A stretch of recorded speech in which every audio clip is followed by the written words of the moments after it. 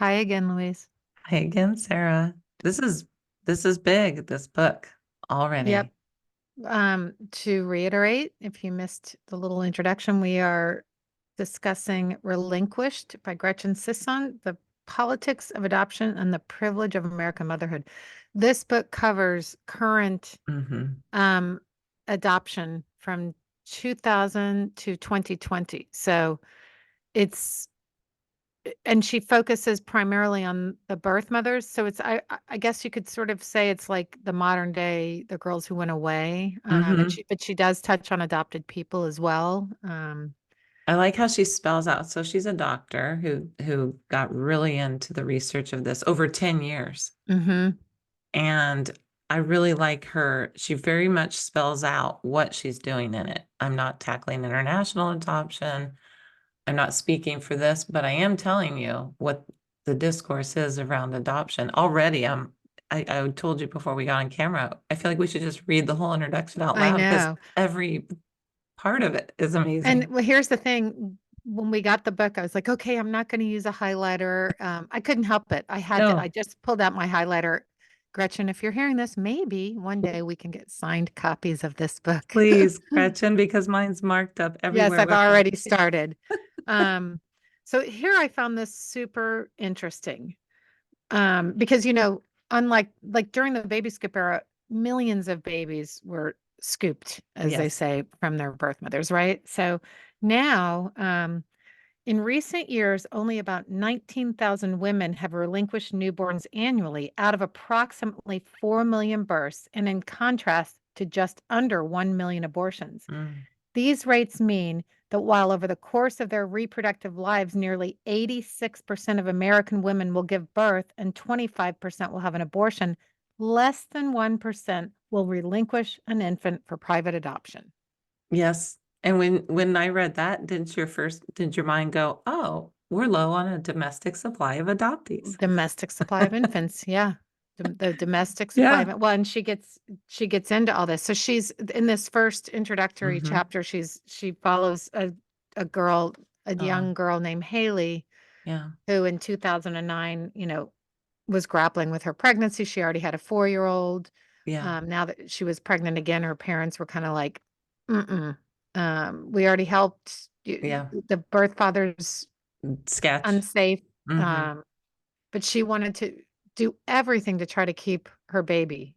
Yeah, Uh, which is what most people, I think the narrative isn't that. You know what I mean? Mhm. We're going to find out because she interviews hundreds of women, but I think that is the narrative that most people don't want to. And she gets into, well, we're going to get into poverty and race and all the things that go into this. I like this part that you and I speak about often. Of course, the cultural narrative praising adoption wasn't just on MTV. She was talking about how they did 16 and pregnant or something to scare Mhm. people. The film Juno, portraying a spunky, Oh, sarcastic right. teen. The white savior, Sandra Bullock's character in The Blind Side, Sex and the City. I mean, Well, there's then so, ever since that, of course, what's come out about yes, that, the Tuohis or whatever their name yeah, yeah. was for the blind side. Michael, yeah. So it's like this is still the narrative, and I like that she's touching upon what is the narrative. Like she really went into, okay, what are people seeing? What's the narrative in the country?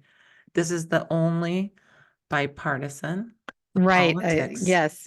Yet adoption, okay, well, first, I Hmm. wanted to read this part. By transferring infants from poor, young, underprepared, or unsupported women to mostly married, often heterosexual, typically white families of financial means, private adoption is believed to avert the need for abortion, nullify the purported adverse outcomes of teen parenting, alleviate the social burden of caring for under-resourced families, appease the pain of infertility, and uphold the value of the two-parent heteronormative family structure or accommodate non-traditional families.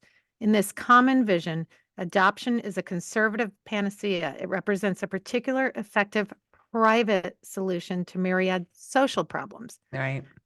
Then we get into this context does not mean that adoption is embraced solely by Hmm. the political right. In the decades since she began the project, American politics have changed dramatically, yet adoption remains one of the few bipartisan areas of political agreement.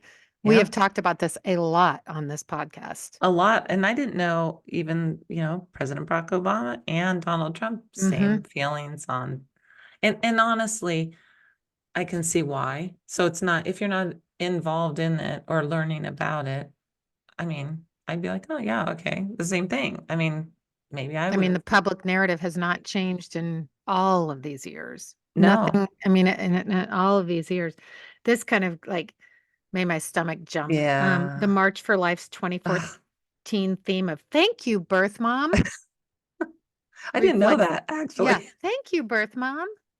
Ah, This is kind of what she's doing here. She says, the stories I have collected over the last decade illuminate what types of motherhood, which children and whose families are most valued by our society.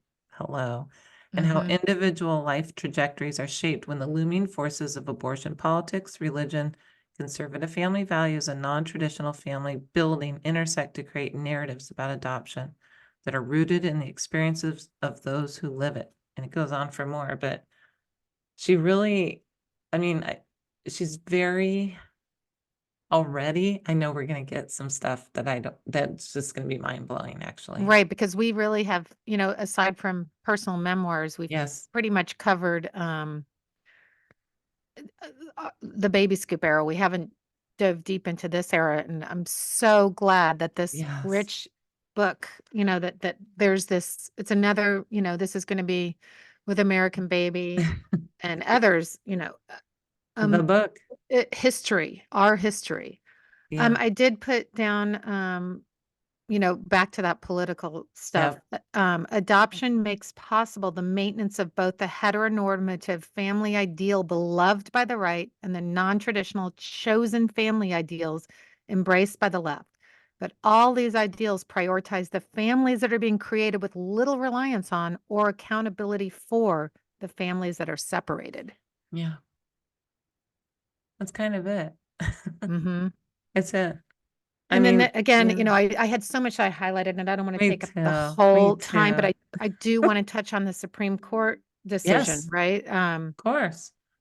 During the oral arguments for Dobbs in December 2021, the questions the Supreme Court justices asked did little to probe what the burden would be for American women who were denied abortion access, what it would mean for their physical and mental health, their families, their futures, their communities. Instead, given the opportunity to reverse 50 years of constitutionally protected access to abortion, many questions centered on adoption.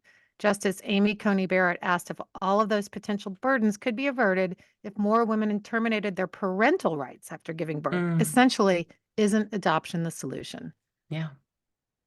Well, that's where we're headed. That's why people need to read this and be educated, because this affects so many things down the pike. Okay, it's not, Mm-hmm. we're out of even just adoptees here. This affects so much. Yeah. So the girl Haley that Sarah talked about, that she touched upon, did end up relinquishing Elijah, her child, who was raised in an open adoption that she didn't want, but the adopted parents did. And she was she Well, an she too was an adoptee. adoptee, right? So Yes. they Yes. kind of took So she her had a lot of her own. own, yeah, and they took her in, sort of, which was, and they became this nice family, which, Well, we'll see where that and goes. We right, and don't know yet where that well, goes. I like this part because it's like, so far it's nice, and then she says, um, Rachel and Mark's gift, that's the parents. Surely the foundation was strong enough to weather all that for a lifetime. Everything that she had gone back to school and she was close to Elijah. And then it said it would take 10 years and hundreds of interviews with women like Haley for me to understand why it wasn't. Mm-hmm.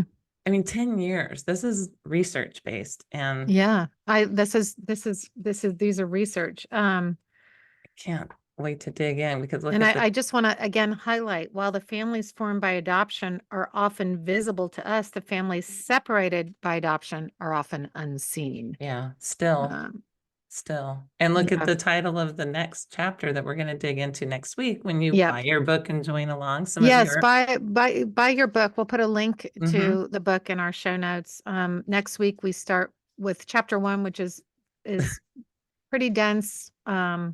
So the, next week we'll just be reading yeah, chapter 1, the which the domestic title, supply of infants. yeah, Yes. Again, mm, something we've talked extensively about on the podcast. yeah. Well, this I'm is going to be a so great season. Yeah, really, really. Gretchen, thank you for writing this book. We haven't Thank even you. gotten through it, but we know it's important, and thank you. Yeah, we're excited to highlight it. Well, now we get to speak to Margaret Jane. Yes, a great interview. You guys are gonna Hmm. love her. She's so young. That's what's amazing. And yeah, it's a good one. Yep, see Stay you in a tuned. minute. See you in a minute.